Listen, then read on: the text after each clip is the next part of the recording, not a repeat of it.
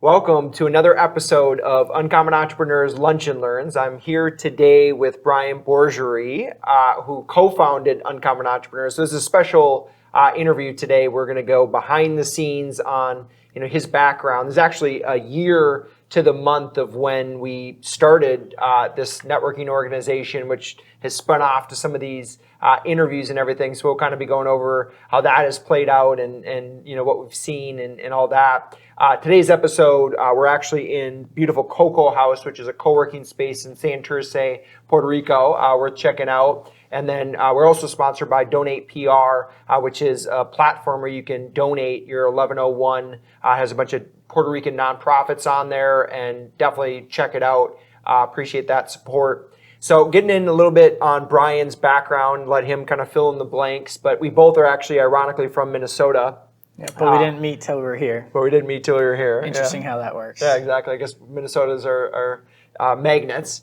Yeah. And so, since then we go back a couple of years, and when you were working with Daplie, which is, he'll get into this startup that he had founded and exited, and he's a serial entrepreneur with a plethora of background of different industries that he's been a part of, and a blockchain evangelist, and just as a creative, and then now working at InvestPR, which is an NGO that is making a big impact on the island, which he'll get into. So welcome. Appreciate you joining. Yeah, thanks. Finally get to dive into it. Yeah. So maybe kind of start off, fill us in with maybe your background of, your entrepreneurial journey and leading to how you got to Puerto Rico. Yeah, well, first time in Puerto Rico was actually first time ever on an airplane, coming to visit my uncle who's lived on the island of Vieques longer than I've been alive. So first time on a plane was here, which was cool. So it's always had like a spot in my heart, so to speak. However, I never thought I'd live here. So interesting how the world works. But yeah, I mean, I grew up in the suburbs of Minnesota, suburbs of Minneapolis. Always was doing garage sales, lemonade stands, all that sort of thing. Come from a blue-collar family, but all self-employed business owners, so that's kind of been ingrained in me. But I remember a catalyst, besides my natural curiosity and wanting to start little businesses, that probably got me going at a young age, was I got grounded for 3 months one time. I don't remember what for. I think it was probably something stupid, but whatever. 3 months is long. Yeah. And that's when I started teaching myself how to build like janky websites. Okay. With like website builders, kind of things like that, a little bit of code, but I'm not really a developer, so I just did what I had to. But started doing stuff, created a site. It was actually called Stuffinators. And I bought, sold, traded cards, comics, car parts, other collectibles. So I did that in like middle school and into high school. Nice. Always intrigued with just things online because the internet was pretty new and whatnot. So playing around with that sort of stuff. But yeah, I studied business. I had studied political science for a while, communications for a while. Went and lived in South America in Uruguay for a couple of years, serving as a missionary there. Came back, transferred college to BYU, Idaho, their Idaho campus. I actually chose that college because they had a very hands-on program. It wasn't sitting in an auditorium and giant textbooks. I actually never had a textbook.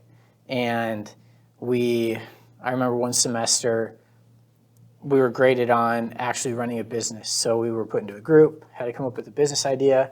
I presented our business plan to 5 or 6 different bankers from the town, and they would either say yes or no and approve us or deny us essentially for a loan to get the business started.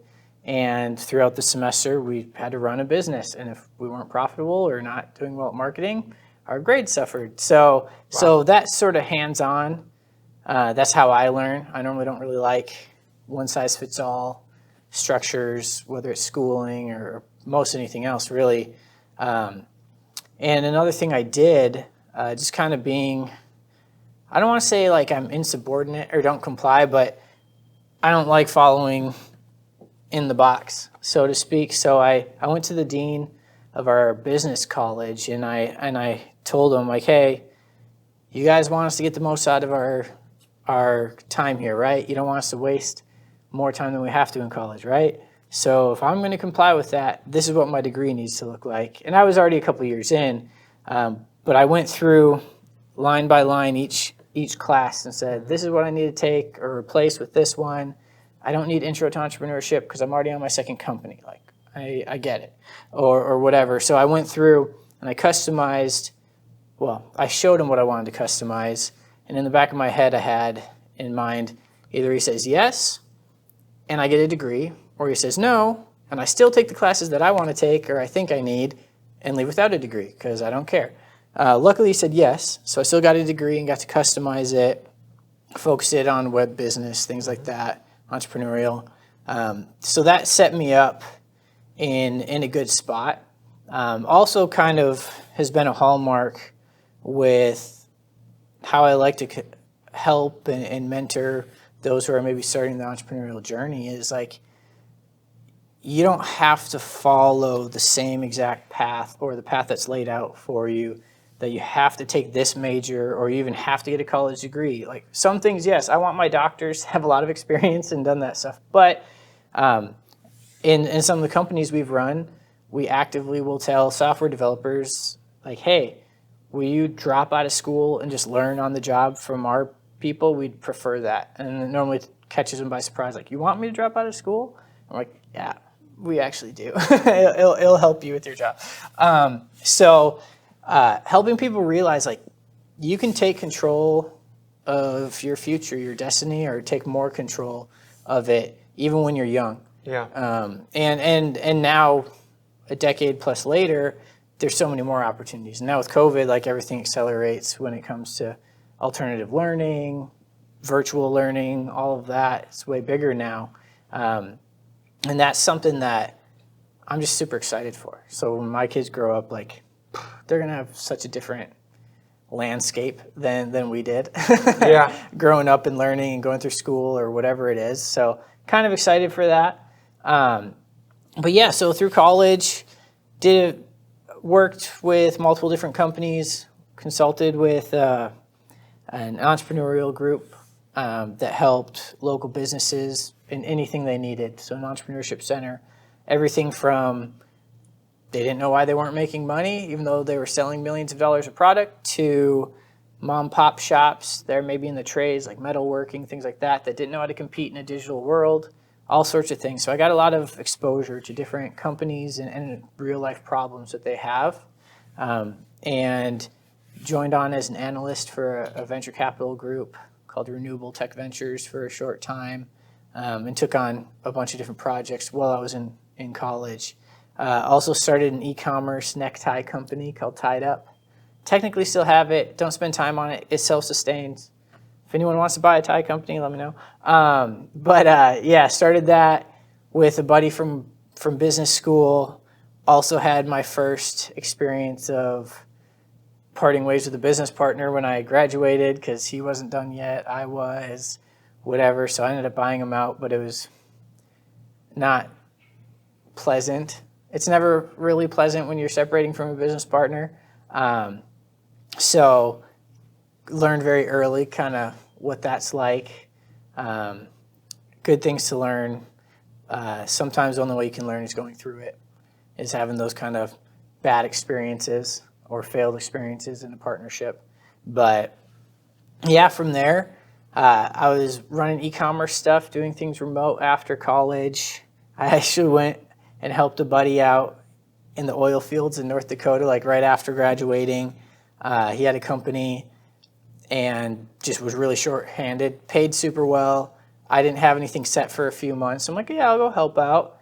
And then while I was doing that, I was just sitting in a truck checking like oil or water levels every hour. So I had a lot of free time. So I just ran my necktie company and other things off of an iPad in a hotspot. So just double dipped on working on that. And then right after I bought a house, or was buying a house in Minnesota, in Minneapolis, I just pick up and I ended up moving to Utah to work with a company called Qualtrics. So they sold last year for, I think, $8 billion cash to SAP. I was there for 6 months doing some strategic sales, things like that. Software, it's like survey software, user experience, that sort of thing. So I was there, great company, awesome. I was in the first 500 employees. I had some like convertible units, kind of stock options that I left on the table when I left them. Looking back, I could say, oh, I would have had a bunch of money because I just sold for $8 billion cash, but I don't regret it. Awesome company, but even at like 500 employees, it was too big for me. I just didn't really fit in, couldn't affect the change that I wanted to affect. So I joined up with a startup called CrowdEngine. At the time, this was right around when the Jobs Act passed in 2012, just after that, which allowed for what we know today as investment or equity crowdfunding. We had already had crowdfunding a few years earlier, and this was the new thing and really was up my alley of allowing anyone to get involved with investments, especially in startups. Not coming from a particularly wealthy family, like we weren't investing in all sorts of things. I wasn't necessarily exposed to all of that, although it was interesting. So helped build out the launch program for CrowdEngine, launched dozens and dozens of sites, platforms, everything from donation sites like fundme.com to the Carlton Group, Real Estate New York, and lots in between. During that time, we hired a guy I knew from college to be a developer. And he worked with us for a year. He decided to jump ship and start a startup, which I later jumped ship, and that startup was Daplie. We made plug-and-play home servers with stackable storage, IoT module, really cool stuff. There's a hardware. Yeah, so hardware. We made it very simple because when you think servers, you're just like, okay. And if you tell that to a regular person, they're like, I don't know, or they run the internet, but what does that mean? I don't know. So we just made it very simple, literally plug and play, and it allowed you to own and control your own data. You could get rid of Dropbox, get rid of Google, things like that if you wanted to. I won't go into all the details, but cool technology. And along with that, we didn't tell anyone when we initially launched this product and pre-sold some on Indiegogo. But we always had blockchain in mind. And the very first pitch deck for the company that the two main founders, I came on as like number 3, they had like a Bitcoin ATM in like their very first pitch deck they ever made. So that was always on mind, but we didn't really publicize it because it was just too early. I mean, I first came into contact with Bitcoin, I think in 2011. A buddy who I ran a rugby club with told me about it, so I had acquired some, spent them on T-shirts. Regret it now, but whatever. We have those stories. And then I'd forgotten about it for a couple of years until I get into this crowdfunding stuff and then into working with Daplie and decentralized hardware and decentralized technologies. It obviously came back because Bitcoin's built on blockchain, and blockchain is definitely something to be reckoned with. And there's lots of opportunity and potential just with many new technologies. And that was always a part of what we did, but we didn't actually promote that for over a year, almost 2 years after creating the company. We just focused on kind of like human rights movement. Like when we sold the product on Indiegogo, it was actually under a human rights movement of taking back the internet, not another gadget or tech product. And that resonated really well. We're actually the first company to do a side-by-side regulation crowdfund that would allow anyone to invest as little as $100 and a product crowdfund at the exact same time. I had a hypothesis that we could cross-pollinate investors to customers, customers to investors. And even though people told me not to do it because it's hard enough doing one crowdfunding campaign, doing 2 at the exact same time, it was a lot of work. And we only had like $5,000 for a budget initially for marketing. But we were able to, we oversubscribed a $500,000 raise on the investment crowdfunding side. I think we brought in like 680 something $100,000 Wow. for the pre-sales, which was pretty good, especially on a very small budget. And it's because we tapped into like the why, not just, hey, it's cool, fancy, flashy gadget. It's like, why are you doing this? Like, hey, your digital sovereignty, your privacy is important. And at that time, people still just didn't get it. We used to go to Web Summit every year in Portugal, really big tech conference. And the first year we went, I don't remember if it was 2016 or 17, but whenever it was. So first year we went, I spent maybe 80% of my time trying to explain to people like why it's important that you're not just sharing your data everywhere or that Google or Facebook, and they just didn't quite get it. Got it. They were told it was important, but that was it. The next year, I had maybe like 3 conversations like that. I had people seeking me out because this was shortly after, or since that time, there was like the Equifax hack and other things like that. And it really became real to millions more people. And they're like, oh, wow, my stuff's floating out there, or I just lost my identity, or whatever. All these things started happening at a much more rapid pace. So I had people seeking us out, which was awesome, because one of the toughest things when you're starting any company or any movement is the education of the market, especially if it's something new. And that's something we run into with blockchain as well. And we'll probably get into that at another point too. But like when you have something new, like you have to explain and educate, and you don't make money off of education most of the time initially, and just helping people understand core concepts. And that's one of the big issues with being able to get mass adoption of something new, particularly in a short period of time, and especially if it happens to be quite technical. If it was a simple solution, like flip this switch and you have power, and you could easily kind of grasp the benefit of having no light to light, that's one thing. But when it's underlying technology for something you use and you don't see, I mean, most of us don't know how the internet actually works. I mean, we know, okay, there's www, World Wide Web, or HTTPS. You've probably getting more familiar with like SSL certificates or hearing the words encryption, but that's over decades of those things existing. So trying to bring something new that's technical and that you don't necessarily see because it's code behind the scenes is a lot harder to communicate to people. So as we're building out this company, 2017 comes along, end of 2017 comes along. Anyone who's into blockchain or cryptocurrency knows what happened then. That's when we hit our all-time highs for Bitcoin and Ethereum and a bunch of other altcoins. It was a frenzy, it was crazy. And we were already toying with announcing that, hey, there's a cold storage wallet to manage your private keys and encryption keys and things like that on this device. And hey, we actually have a token, a utility token, and stuff like that. And then that hit, and we're like, oh, well, maybe we can jump on this bandwagon because this company that is stupid just raised like $100 million.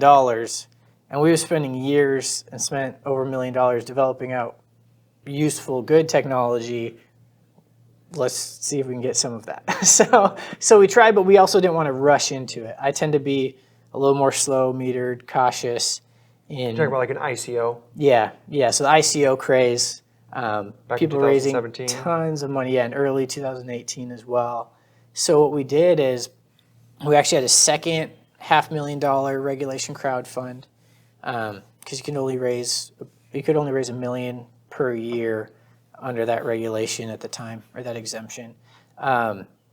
So we had that going on, and the last 2 days of our equity campaign just happened to be during Bitcoin Miami. And I remember we had... I was there. Okay, well, we probably... I don't know if we saw each other, but we even went on stage. So we had a booth there. Another one of our investors, I won't say his name right now, but anyways, he was there and kind of at a booth as well. And we just had this awesome frenzy. I had people literally investing using Bitcoin right in front of us, like 50 grand, 10 grand, whatever. So I think we brought in like $200,000 of Bitcoin investment in just like a couple days. It was crazy.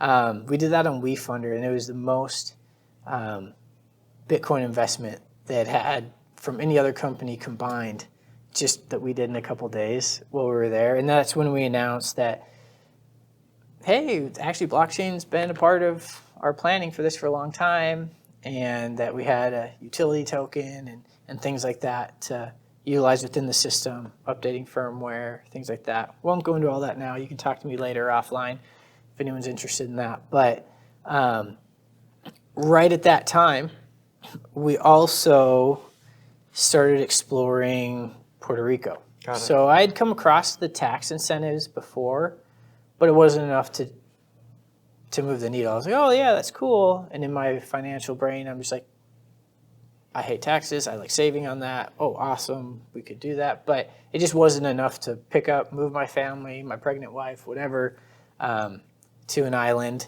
However, when was it the New York Times article that for people in the crypto world, at least down here, that talked about Brock and things that were going on down here, that my partner, he read that right when it came out, and he called me. He's like, we got to go out there.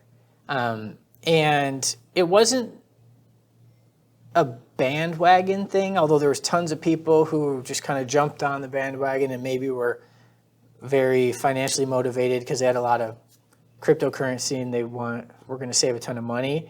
What stuck out to me was, wow, I didn't realize there was a lot of people working in the decentralized space, decentralized technologies, blockchain, even things like solar microgrids and other stuff like that, amassing down here. I didn't know at that point. That's kind of what opened my eyes to it and our team's eyes. And we're like, well, that's very interesting. We need more developers. We'd love to brush shoulders with other people who get it, because it's still early enough on that there wasn't like tons of blockchain people around.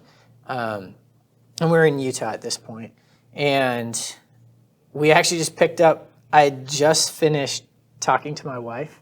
I remember in the living room and saying like, hey, I don't remember if it was like work too late anymore or something like that. He calls me, I go in the next room and talk to him. He's like, we have to go to Puerto Rico. I'm like, when? He's like, 12 hours. He's like, I bought my ticket already. I'm getting yours. I'm like, oh, crap. So I walked back in the room, and I'm like, so, honey, I know I literally just said, I don't remember what it was, probably work all night or something like that. I'm like, but do you want to go visit your family for the weekend? I have to go to Puerto Rico. Because we wanted to vet things out, see if this was something real, something that would be good. Because we were just getting ready, and I was in the due diligence phase of how can I launch a token and not end up in jail, not follow the route of a scammer, but still if we could raise money, that'd be awesome. So I was in that due diligence phase, and luckily my wife agreed. We flew her out. The company flew her out. That was kind of the deal, to go visit her family so we could all go. Came down here. Actually, this building is one of the first buildings I went into to meet with some lawyers. Back then, that was February of 2018, first week of February. We were here over Super Bowl Sunday, I remember that. And so we get here, and it was crazy. We met tons of people right away, interesting connections we realized we had with people. With one of our employees had gone through Startup Chile, which is like Parallel 18, the accelerator here, and it was founded and run by Sebastian Vidal, who's here running Parallel 18. So we had a connection with him, got to see the startup scene, got connected with a bunch of lawyers, went, checked out co-working spaces, pulled up to 151, all that. And at that point, everyone else on the team who had come down is like, oh, we're moving to Puerto Rico. And I was the only one who wasn't just like fully on the bandwagon. Again, metered approach, but we ended up coming out again the very next month because there was the big 3 blockchain conferences in a row. So we presented at a couple of them, had some booths, things like that. And if you remember that in 2018. I was here for that too. Yeah, that's what I thought. And we met shortly after that. And there's thousands of people here. It was crazy. It was mayhem. It was crazy. It was awesome, but crazy. But we had all come down with our families. 2 of us had pregnant wives, and we had little kids too, dragging around. So we were here for like 3.5 weeks. My partner had actually moved down at that point. I was still verifying with my wife if it was going to be a good thing to do or whatever. By the end of the trip, we're like, yep, got to do it. So I actually continued coming back and forth because my wife was pregnant, and I didn't want to make her move mid-pregnancy. But so I started going back and forth, and then family came down later that year. Around that time, you and I met originally in Piloto, 151, co-working space. So we started another company down here called Daplie Inc. We almost bought DAP.com, DAPP.com, but it was more expensive than we wanted, but it's still early enough where people didn't know what that was or what it meant. And then the price like tripled, and we're like, okay, well now we just definitely can't even afford it. So Daplie Inc., software development, developed some really cool technology that ties into hardware. I won't go into it now, but some interesting things to make sure you have secure hardware and things like that, because that's a really important component. Maybe another discussion we can go into that so I can evangelize on that front. But so went through building things out. Everyone for that software development company we hired here. Software developers, whatever, all were living down here, so that was great. I love just in the San Juan area, even now, even during bear markets of cryptocurrency or not, there's so many awesome people, smart people who've come down from everywhere. And I had to limit how often I came into town. I lived in Guanabo, the next city over on the side of a mountain, cool little spot kind of in the country. But I had to limit how often I came in because there were so many opportunities every time. I might meet someone like you or someone else, like too many opportunities. And I'm just like, I can't handle it. So like I'd make sure I didn't come into town every week or every day just to keep my sanity. But those are some of the things that helped kind of breed why we're doing Uncommon Entrepreneurs and things like that. So just kind of finishing up that chapter, so to speak, we ended up selling the hardware portion of our company to one of our technology partners last year in 2019. And then I spent about a year just advising for projects, working on things I wanted to work on, figuring things out. Went back to the States for a little bit, saw my family, showed off my kid that no one had met because we've been living on an island, things like that. And then that's also when we started. I remember I got your text to meet up for the first, wanted to do the very first, what is now Uncommon Entrepreneurs meetups. I was like, oh man, that's perfect, because there's just so many high caliber people that either already live here, grew up here, but also they've come down, whether it's tax incentives, whether it's just because they want a nomad life and not leave the country, whatever it is, there's a good mix. It's not all just one thing. Puerto Rico has a lot to offer. And at that time, I started talking to a group called Invest Puerto Rico. For those who don't know, Invest Puerto Rico is a nonprofit. It's essentially in charge of all of the business and investment attraction for the island. So the efforts that the government agencies like PRIDCO and DDEC used to have for attracting businesses are now put on Invest Puerto Rico. And Invest Puerto Rico is a nonprofit, so it's not government, although we're funded a lot by the government and private as well. But we work hand in hand. So we're in charge of attracting businesses, investment, talent, things like that, and then kind of hand off for retention to the government. So that's kind of what we do, and we're made up of private sector people such as myself or economic development professionals. And I started talking to the CEO, Rod, a little over a year ago. Talked to him for almost a year before I ended up joining on for various reasons, but it just kind of made sense. I've always been passionate about growing entrepreneurial ecosystems, things like that. It's just been something I do for fun. I mean, that's why we're even doing what we're doing right now. And it just made sense. So I ended up joining on, kind of customizing what I'm doing with them. A couple of the things I'm doing there of note is I had already set up an investment and donation crowdfunding platform for the island called Fund Puerto Rico. And I had fundpuertorico.com, fundpuertorico.org.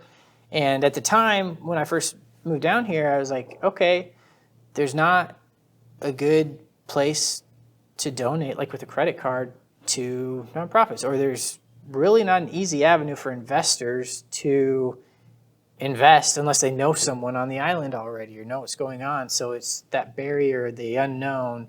I mean, it's part of the U.S., but it's not a state. It's a territory. Does that mean anything? Does that matter? So I kind of built out the platforms, but I didn't launch it because I didn't want to. I was too busy with my own stuff at the time, and I didn't want to be doing that full time. So I've actually been moving that idea and efforts underneath Invest Puerto Rico, which is perfectly positioned for it. So we're setting up an investment platform. We'll tell more about it coming up in the next couple months. And that'll be an investment platform for the island, whether it's startups coming from one of the incubators or accelerators to maybe large hospitality projects or manufacturing plant, a home for investment funds to just kind of sit and live. So anyone in the world who wants to deploy capital in Puerto Rico can do so and find it and have some sense of security that, oh, hey, it's not just a random project. It's gone through at least some sort of vetting, things like that. Mm-hmm. And then for investors to also have a good place to go to if they don't know someone. One of the interesting thoughts on that is just, 95 or 96% of the entire island is an opportunity zone. Yeah. So huge opportunity. It's even in the name for investment, especially those who have capital gains that they want to push back or roll over. So that's one of the projects I'm working on. Doing some other efficiency things for integrating with the Puerto Rican government as well, which is great. If we can help have efficiency working with government agencies. And then my favorite part, which hopefully I can spend some more time on, is helping foster innovation and entrepreneurship on the island. Because in the end, that's one of the really attractive things for businesses and people wanting to move down to a place. We've learned that even big companies, when they move down to an island, they want to know, well, what's the ecosystem like? Yeah. What's the entrepreneurial atmosphere? Is there one? Like, what's happening? Are there meetups? That sort of thing. And that's become a line item, so to speak. And fostering that is going to help in our efforts to bring more businesses and investment and things like that. Because an investor, at least from my perspective, if I can go in and invest in a cool company, great. But if I can invest in a cool company that has a whole ecosystem of resources, mentorship, talent, collaboration, service providers, capital, whatever it is, then I'm even more likely to want to do that. So it's kind of building out that which will help bring more awesome, smart people, more cool businesses, employ more people on the island. We already... Build the ecosystem. Yeah, all of that. And utilize a lot of the resources that are already here. Like, I didn't know until I started working with Invest Puerto Rico that, like, Puerto Rico has more STEM graduates than almost every other state per capita.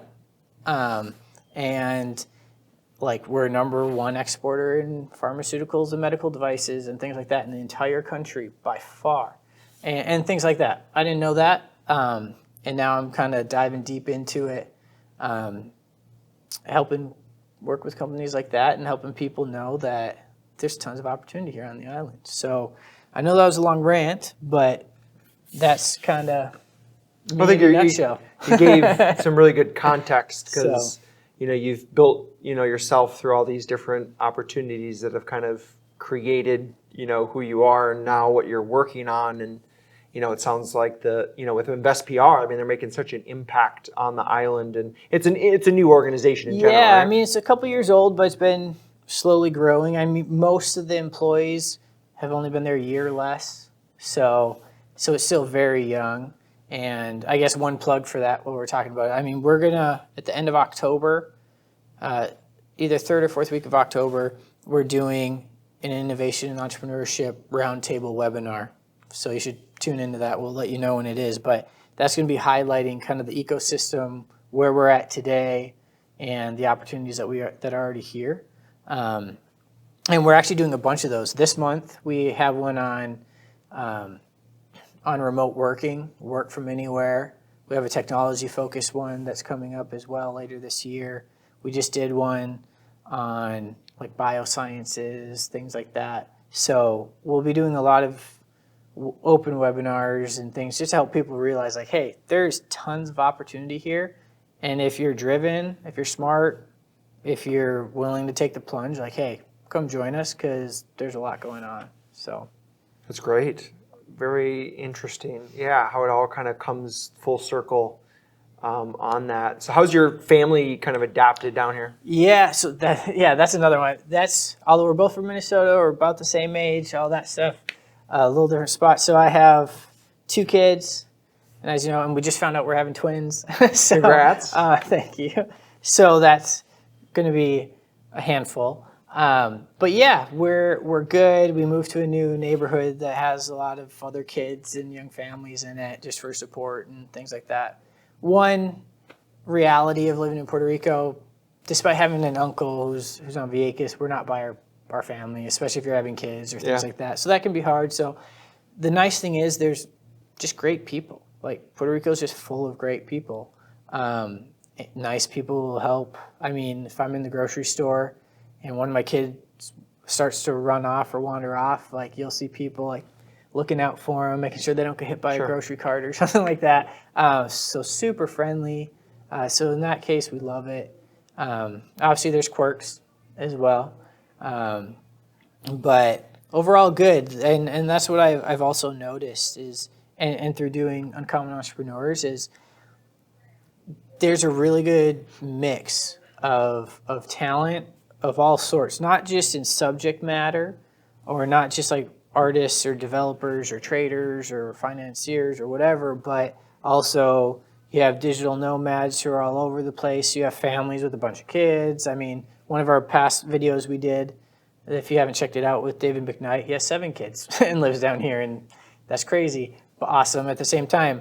And then you have young couples, you have people getting married, you have every aspect, and everyone has their unique experiences, they have their skill sets, but we all come together, whether it's these events or other things going on, and we're all just like a big family in that regard, and we're all trying to make things happen. I mean, uncommon entrepreneurs, a lot of us are doing the uncommon thing of starting up our own business, or in our case, picking up and moving to an island, or like Jorge, who you can't see, who's helping with these videos, like starting up an awesome grassroots like media production company and doing things out of the box. So that's something that I've just really enjoyed. And every month, I mean, we see people who love it, and we see new faces. And yeah, I don't know. I'm bullish on Puerto Rico. I'll just put it out there. I'm bullish on Puerto Rico. Lots of opportunity. Even if you're just coming somewhere to kind of find yourself and don't know what you're going to do, still a good place to come and probably figure it out, or find a business partner, get a good idea, acquire some mentorship, whatever. But yeah, there definitely seems to be momentum down here right now with just a lot of the key things you're kind of pointing to, that you guys are stirring the pot, and it's just there's an ecosystem with different diverse types of industries and real estate, technology, just nomads. I know that you were highlighting that. Like there's just it's in the Caribbean, we're on the water, it's but it's brewing. I don't know if you're gonna agree. And like, I guess one of the interesting things is going back to one of the core reasons I came out here was decentralized technologies. Not just blockchain, but definitely blockchain and cryptocurrencies. That's a big one for multiple reasons. But there's people working on like alternative energy sources and microgrids, both solar and other types. They announced like an ocean geothermal something or other that they want to start working on the south end of the island. So there's cool things that are going on. A good place to test out internet. We actually have 3 5G installment. 3 companies have 5G on the island already. We just last week, I think, EveryNet announced they have, this is getting kind of nerdy, but they have a LoRa network, LoRaWAN, across the entire island, reaching 97%. And for anyone who doesn't know, which is probably most, but LoRa is just another type of connectivity.